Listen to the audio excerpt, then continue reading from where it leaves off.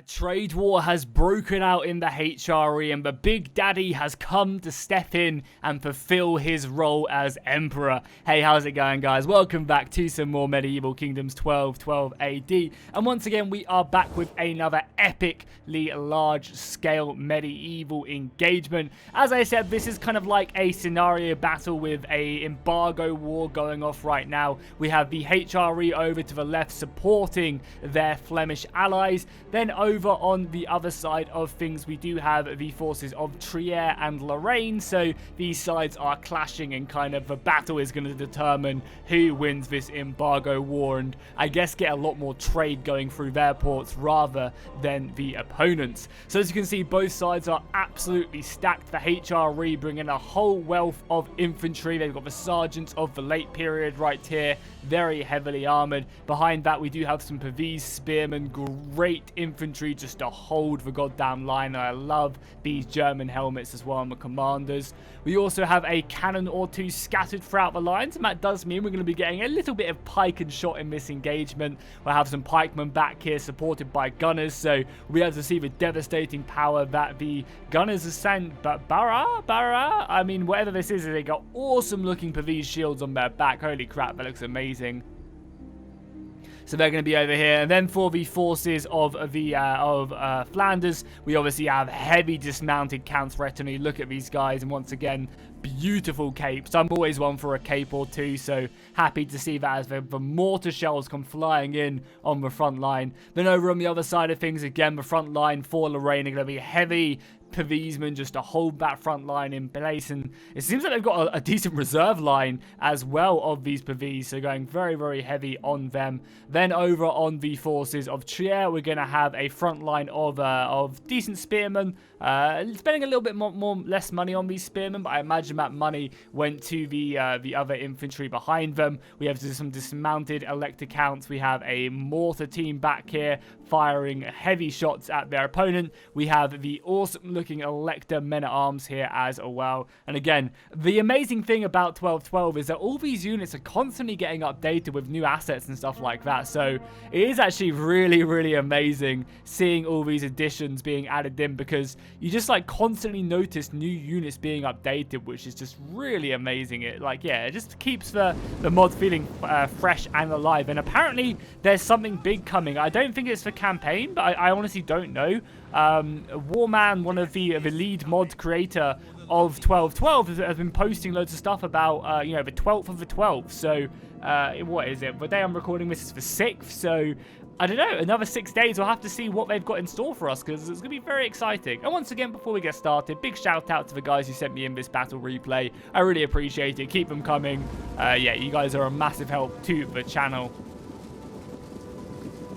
So we can see the HRE moving up their battle lines. And it's good to see that they are in 3 lines, kind of adding a bit more, depth to the formations. But man, oh man, I wish a modder could go in and just get rid of this deployment zone or this red line and make it so the maps are just like the entire box, which we see like up to this edge. Just giving them that little bit either side would just add so much, I think, to these massive battles. And if a modder out there ever wants to give it a go, I don't know how difficult it is. If it's just like adding in parenthesis to the battle lines, that would be absolutely huge. But anyway, let's get into the battle. I want to mention that like every single time, because maybe a modder out there will just do it. I think it would like make these battles so much better, because it just gives so much more room for outflanking and stuff. But anyway, so as we can see, the HRE has got extremely close to the forces of Trier, and the Trier Pavese crossbowmen are going to be giving them a volley or two, trying to whittle out the ranks. And it's not all about killing these guys on the front line whatsoever. It's all about just picking away at their armor, picking away at their HP, and just trying to soften them up for when the infantry engagements do end up colliding, because the infantry will collide at some point in the future. So when they do, obviously the front lines are going to have to be able to withstand that. And I mean, I say that, but it looks like these Sergeant Spearmen are taking casualties. A very thin line, and I think that gives them less missile defense, because obviously the arrows are a lot more focused on a couple men, and it brings them down. You can even see a man crawling for life right there. So yeah, even though these guys are pushed forward, it's quite deadly, honestly. Luckily, the HRE do have a nice position up on this hill with the support of a forest that's going to shield them a little bit and give their men some good strength. Over on the right-hand side, we do have Flanders making their kind of flanking force going in there and using the mortars to help bombard as well. I'm surprised we're not seeing any cavalry charges going through here, trying to maybe try and catch some of these crossbows off, but they are going to fall back just behind the battle lines, get themselves to safety. And obviously, as always, that's obviously a smart move. So a very interesting battle. Like, I guess because we're playing very late period, neither side has kind of been using these cavalry very aggressively in the beginning. They're kind of holding them back and just, you know, getting close to one another, but not overextending. And yeah, now we're going to see the guns coming in. That might try and force one of the sides to really get involved. So the guns are taking a bit of missile fire. They're going to get a nice volley off. And yeah, these rifles are going to be or I would say rifles. These flintlocks are going to be perfect at penetrating the PVs. And that's exactly what we're going to see from them. Obviously, they're going to be the target for every bit of missile fire coming in right here. But yeah, they're going to be able to pick away at these guys. And I imagine probably pay for themselves pretty easily. Obviously, the mortar rounds are coming in again. Trying to find their targets. Oh, it's like basically a buckshot as the ball explodes in midair. It's kind of like a howitzer more than anything else. And some of the rounds just coming in as well. And I wonder what's also going to force the opponents to do. Like, is this going to force Flanders forward because they don't want to be blown up by mortars? And I think the thing is as well, and with a lot of these battles, I don't know if you guys have noticed this much when you play big battles like this, is like, you kind of take the small things like, right now, Flanders is getting bombarded by mortar rounds, but it's not killing a ton, and at most, it's probably only going to kill like 200, 300 people, you know, before it runs out of ammunition. And when you're using, like, how many men have we got in this battle? Probably like, yeah, over 20,000, you know? When you lose 200-300 men, that's not really a lot out of your 10,000 or whatever you have on your team. So, you know, even though it seems like so demoralizing that you're losing men, I always feel like it forces players just to feel like, oh crap, I need to go forward. I feel like I kind of come across that in the DEI battles as well. Is like, I start losing the missile engagement. I'm like, oh, I have to rush, and I just sprint forward. But realistically, you know, it's like not that much of a big deal. You can quite easily, you know, just sit back, take these casualties, and if you've got an advantage somewhere, you don't have to kind of fold to your opponent's superior missile fire. Also, look how amazing that looks in the distance. Come on, have a go, you bastards. That's awesome, man. Really, really cool stuff. But these are going to be pushing forward for the Trier forces over here. Obviously, this is Lorraine. Oh yeah, and we do actually have, yeah, Trier throwing their men really far forward, which is surprising. I wonder why they decided they wanted to go forward, because they have pretty beaten up the front line here for the HRE, but these aren't exactly the strongest men. A lot of the men who have taken casualties are just these kind of throwaway militia units who are kind of doing their job, you know. And the two sides are going to clash. This is a lot less like charging into one another at this period. You know, you kind of get into a situation where the forces just kind of march into each other and then, like, hit each other. Whereas, like, I feel like with DEI or any other, like, with different combats, or even just Attila, like, you end up charging a lot. But both sides don't want to break their formation or whatsoever. And now the entire battle line is going to go into one another. And we can just go down this battle line and watch the sides truly, truly collide. I mean, obviously the forces over here haven't fully got in. They've kind of engaged quite staggerly. And a really nice move here by the gunners from Flanders, exploiting the gaps. You know, this isn't a frontal charge, so there's going to be holes. And obviously these gunners, if they can get a shot off, can go right into the side of these PVs. And I'm kind of sticking here, hoping that that's exactly what they're going to do, because they'll rip them apart. It just doesn't seem like they're shooting right now, and they're getting hammered by crossbows. Fire, god damn it. Yeah, go and shoot. No, shoot here. Shoot here. Reload. Shoot. I'm not sure what they're going off into. Oh, hitting into these guys. I mean, they're still going to kill a lot of them. But I think they missed an opportunity of going into that side of the battlefield. You can see the entire front line now for the HRE and Trier are engaged. And the HRE are going to be throwing everything in. And how the hell did they get a unit of these knights through the battle line? I don't see a gap. I guess they must have sneaked through right here and charged in. Unfortunately, they are going to be getting broken away, but that is going to clump up a lot of soldiers and allow the archers just to hammer in and try and take down some of these knights as the Imperial Ritter of the HRE charge in for honor and glory, going in against the Genoan crossbow mercenaries here are in. You can obviously see the battle line stretching off into a distance as sides collide. This, this Ritter needs to probably pull back now as the crossbows are extremely close to the battle line, and you can see they're losing knight after knight after knight. The front lines are still colliding, and holy crap. No, there is still Imperial troops here. For a second, because it doesn't really look like there's any Imperial troops here whatsoever, I was a little bit nervous that the force of Trier had broken through. They do have some really nice halberds in here. The Elector halberd is going to be able to easily break through this thin line, honestly. And if I had the time and the micromanagement to see this, I would smash my knights right through this gap. But obviously, in a battle like this, you don't have the time to really zoom in or whatsoever. Over on the extreme left flank, we are getting the sides colliding again, and it seems like a very beneficial push right here, as Flanders, I mean, they're going to get a really nice cavalry charge off here with their knights.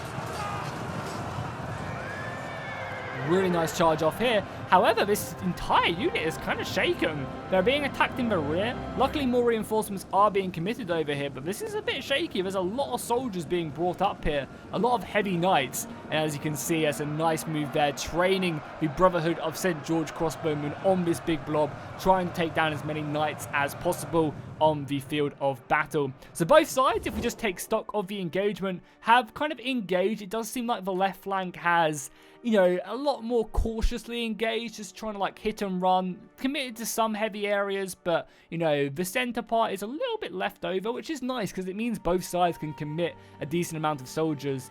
Over on the HRE side of things, the red side, you can see that they've got a lot of reserves.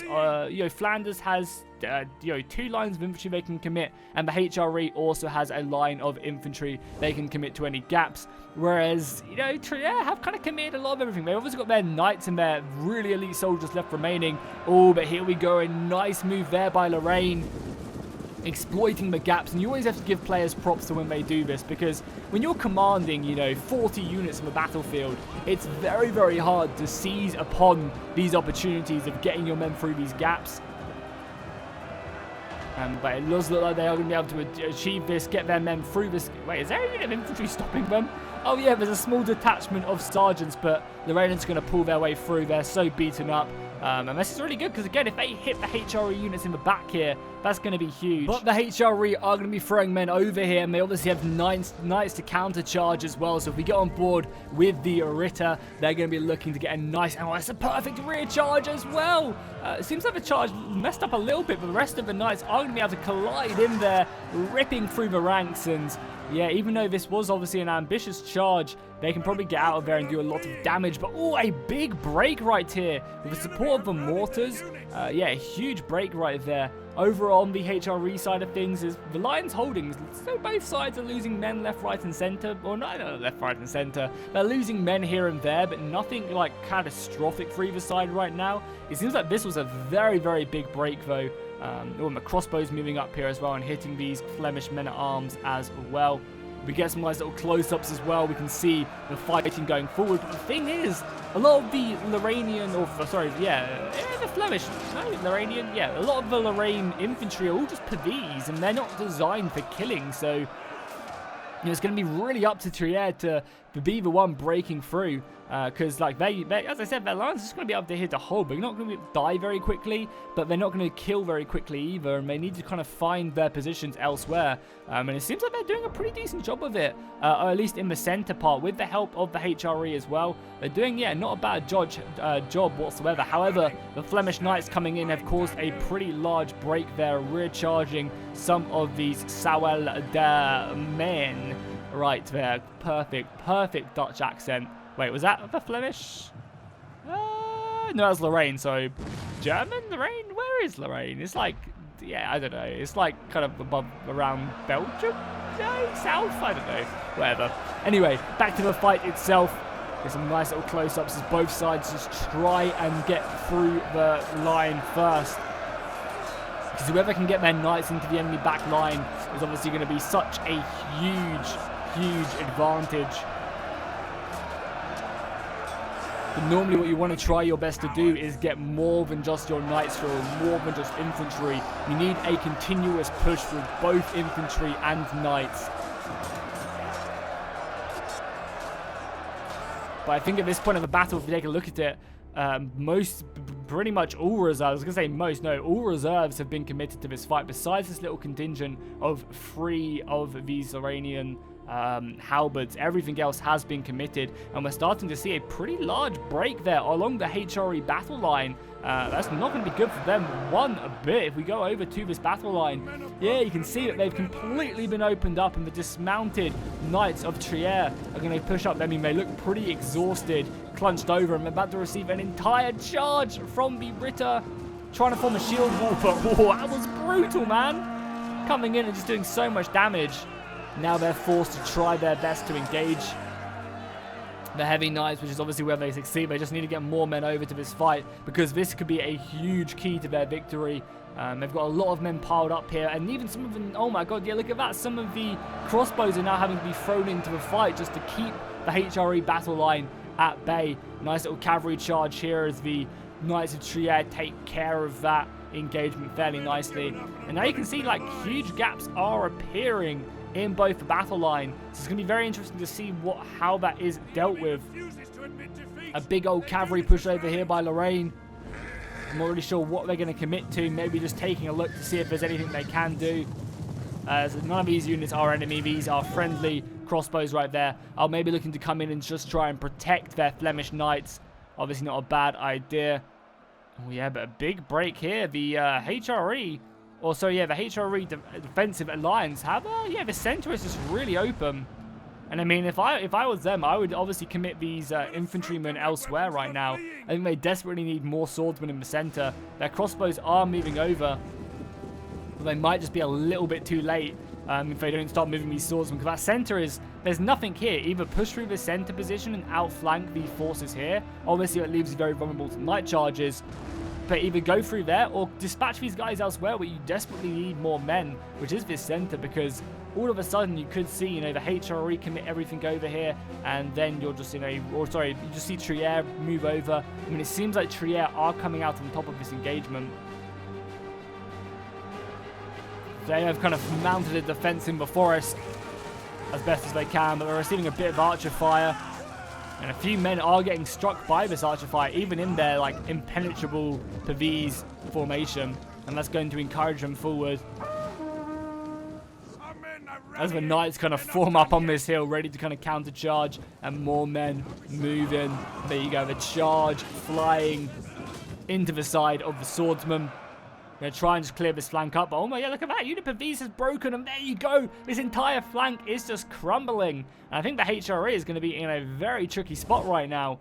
Yeah, because that's like a lot of units here. That's like 5 units of infantry all coming around. That's going to kind of lead to more chain routes in the center. Over in the center, you can see this entire left flank from the HRE has now gone as well, as the knights wrap around the Elector himself. Maybe also the Archbishop himself moving around, becoming a battle pope of sorts, killing some of these routing men. And yeah, the HRE have now broken completely. And that's going to be pretty catastrophic, right? Because, I mean, obviously it's going to take them a little while to clear up the men on this right flank, but all of a sudden you start having these men moving down and, yeah, engaging the rest of the soldiers as well. And then, you know, all of a sudden the Flemish are, you know, in a very, very tricky situation because they can't withstand the power of both Trier and Lorraine. The union of the two towers would just be far too much for them. See a nice little duel going off there as that knight does come out on top with his halberd, slicing the head apart.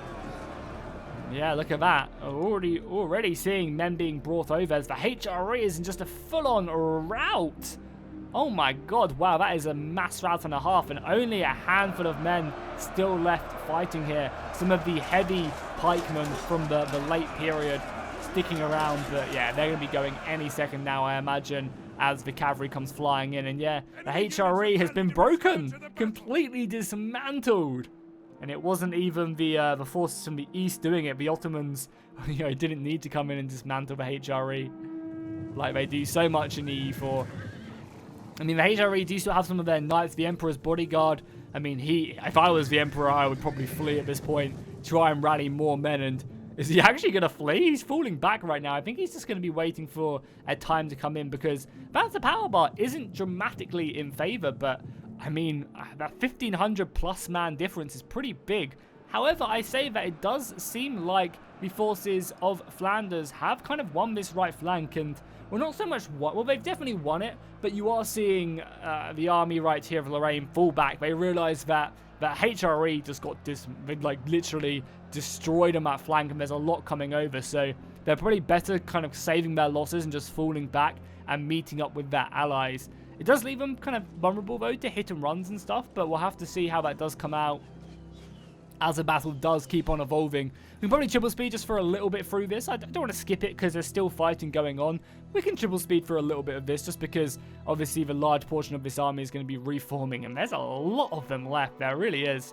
But we do still have some, like, heavy fighting going on, but the infantry right here moving around. And look how awesome this knight looks as well, the shield on his back. That's so cool. Obviously just wielding that great sword, hand on the blade.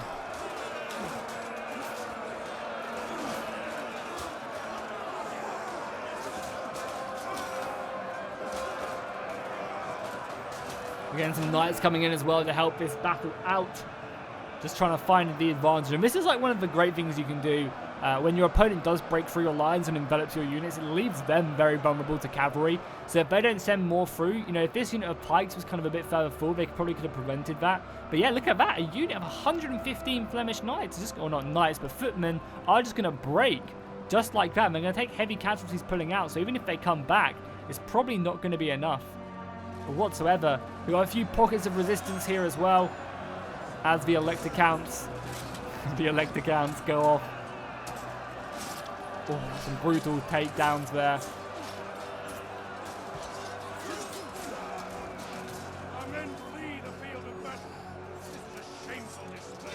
Shameful display indeed.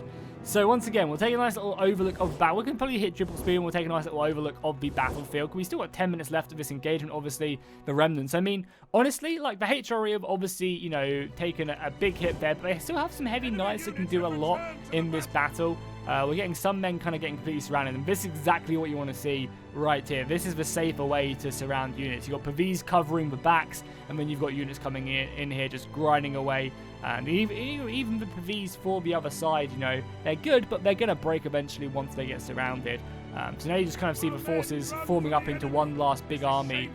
It does look obviously pretty goddamn good for the forces of Trier, with a pretty large advantage, 2,000 man advantage, which is quite a lot when, you know, that's like 50% of the enemy force, or almost 100% of the enemy force. You got 50% more. That's, yeah, that kind of adds up pretty heavily at this point in the battlefield.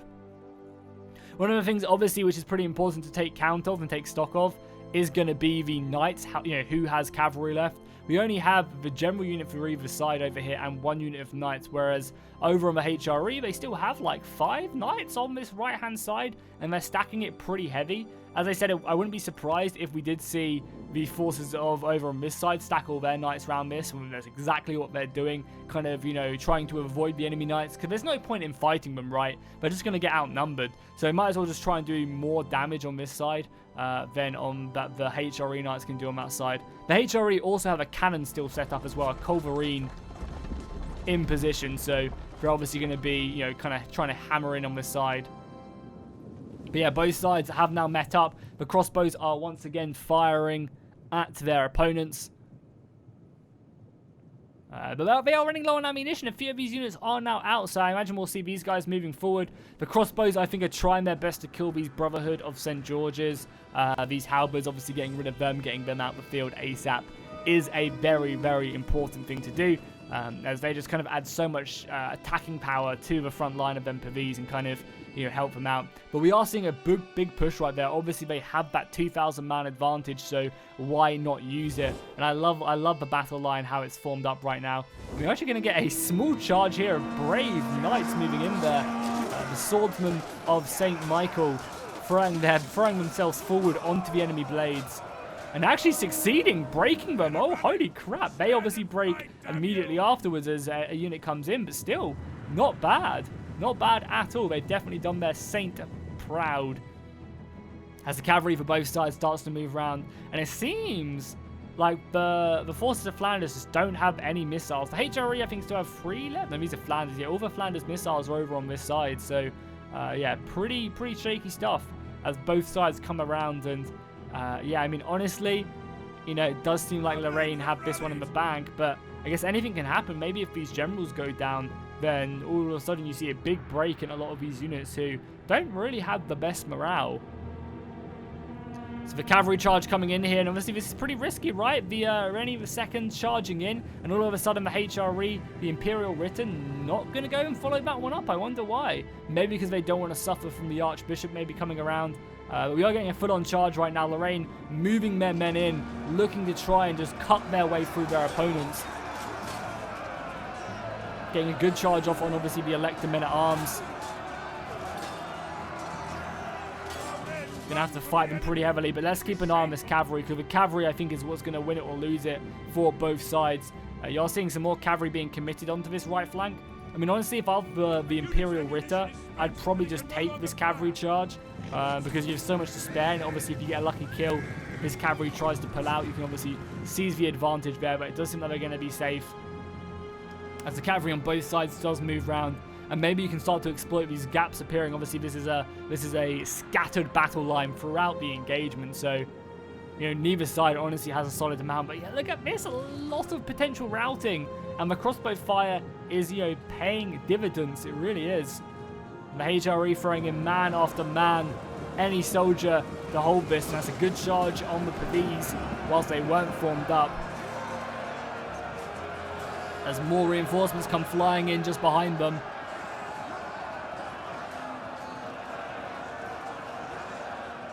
More men and more men. Yeah, if I was them, I'd probably just, yeah.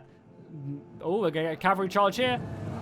The Imperial Ritter. Oh, we're going to get killed basically with a Flemish Knight. Sorry, basically get hit standing still, which is really bad. You can see they heavily lost that charge, losing about 10 knights on that charge. Honestly, if I were, oh, we get a good charge off on Reni II. I was going to say, if I was the HRE right now, I'd probably just bring all my cavalry around on this flank and just try and pin these generals in place and kill them. You can see the cavalry's done exactly that, sandwiching off the Archbishop, trying to take him down, because that's really the only way to win now, I think, for them, is killing these generals and hoping for a chain rout.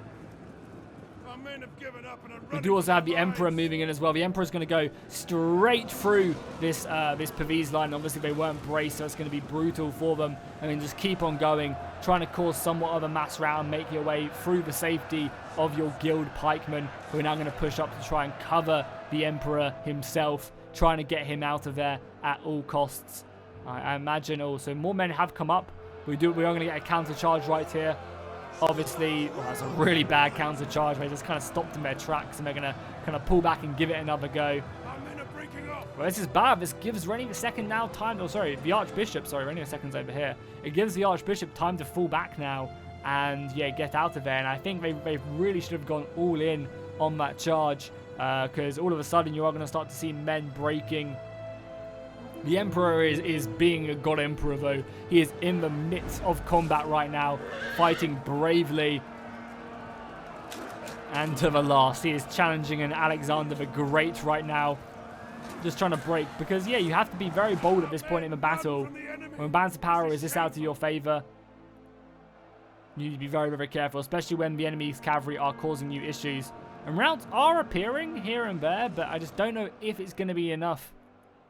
And now the Emperor is getting very close. Obviously, he is the focus point for all of these crossbows coming in. And there you go. The Emperor is broken. And I imagine with him going down, we are going to see the battle lines just really fall apart now for the HRE. But I say that, like, a lot of these men are breaking, but it's just not enough. There's just not enough for the HRE and the Flemish.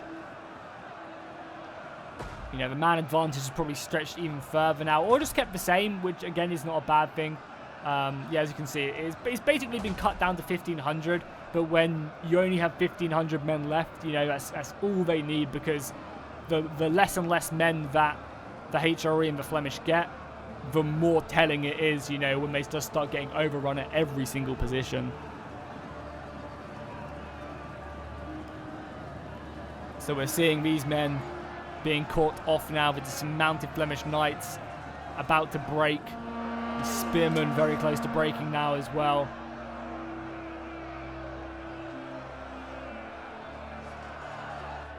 We're even seeing, you know, men holding firm. But only a matter of time until they do go down.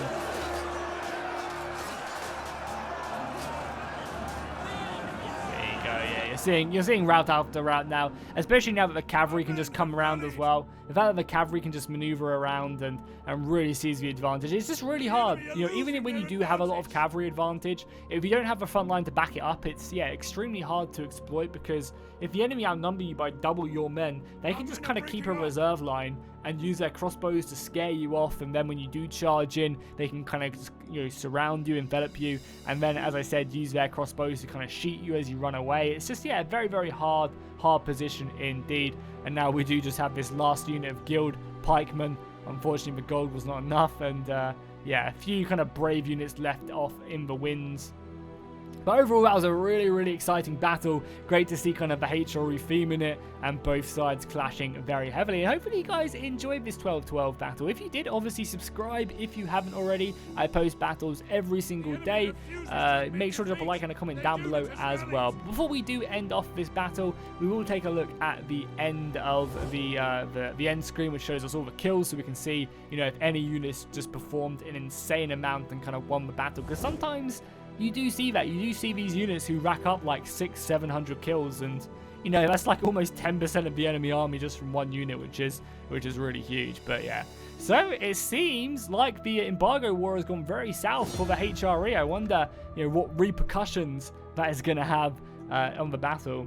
So yeah, let's take a look at it. And obviously, always big shout out to all 4 of these guys for playing in these battles. I really appreciate it. So for Trier, we'll take a look at Trier first. The Archbishop over 300 kills is very nice. The Cavalry 200 kills, and yeah, some of these Knights of Trier, the cavalry over 600 kills is pretty disgusting. And obviously the crossbows as well. Like generally, you don't see the crossbows really racking up a ton of kills. They get like 100 to 200 kills, but yeah, this is definitely very nice, especially on these guys as well with 300 kills. Over on Lorraine, the Culverine, yeah, this is what I'm saying, like the mortar itself only got 200 kills, which, you know, isn't actually that lot. That's basically one unit it's managed to kill, you know, and for its price after that, it's useless. So it's definitely something to keep into you know, to keep kind of an eye on, is that Culverine, you know, and like not forcing yourself forward when you don't really need to go forward.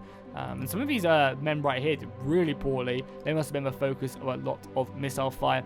Then over on the HRE side of things, obviously this front line got slaughtered, but that was their job. And some of their infantry doing pretty nice as well. And then finally, we'll take a look at Smokey's army. His dismounted counts retainers getting over 300 kills, which is pretty beautiful indeed. So hopefully you guys enjoy this battle, and I'll see you guys in the next one.